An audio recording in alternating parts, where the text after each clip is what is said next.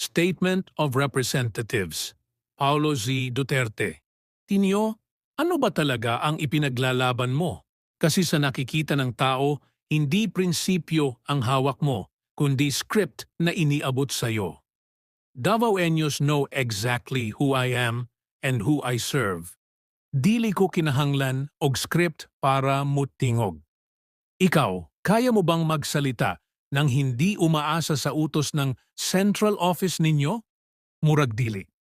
Ang bilis mong magdeklara na wala kayong nakikitang ebidensya kay Marcos. Pero pag Duterte ang apelyido, bigla kang nagiging palaban, galit, at akala mo ikaw ang moral compass ng bansa. Siyempre wala kayong makita otherwise. Wala kayong kikitain. Alam ko yung kalakaran nyo dyan. Hindi ako baguhan sa galawan ninyo. Kaya predictable lahat ng kilos ninyo. Kung hindi pera ang umiikot, utos ang umiiral. At noon pa man, halata kung sino talaga ang boss ninyo. At hindi yun ang taong bayan na dapat ninyong pinaglalaban. Ikaw ba ang naka-assign sa akin? Magkano naman ang taripa mo?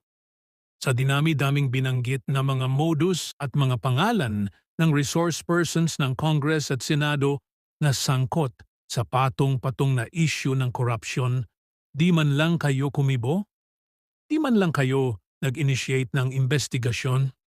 At nung nag-rally kayo, si VP Inday pa rin ang gusto nyo panagutin kahit walang kinalaman sa flood control scandal? Masyado naman kayong halata. Galingan nyo naman. Baka pagkamatay ni Magellan, Duterte pa rin sisihin ninyo. Teachers deserve real representation. Ang nakuha nila? Isang party list representative na mas abala sa paghabol sa apelido ko kaysa sa pagharap sa gutom na problema sa sektor nila.